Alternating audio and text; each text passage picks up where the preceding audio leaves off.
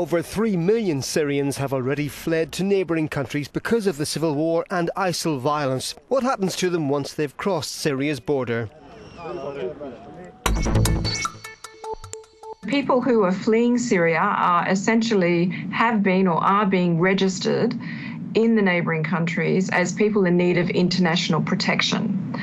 In most cases, they get a card or some kind of certificate, and this gives them access to humanitarian assistance. In terms of what formal status they have, this can vary from country to country. In Turkey, for example, the refugees have temporary protection from the Turkish government.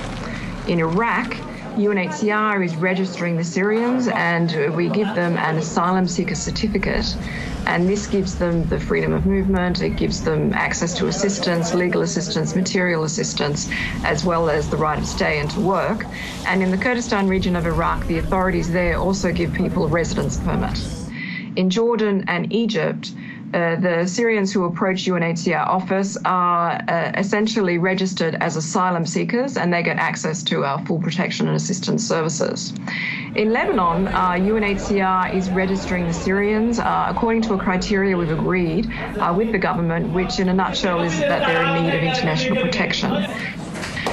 Once they're registered, they get a registration certificate, and this gives them access to aid, but it doesn't confer on them any other legal status, and they must renew their registration coupon every year. Within Europe, at the beginning of the crisis, there was a tendency to grant just subsidiary protection to Syrians, but UNHCR is very pleased to see a new trend over the past year or so, whereby, at least in some states, Syrians are being more likely to be accorded full refugee status. If you'd like to ask a question, go to the Euronews website or visit our social media pages.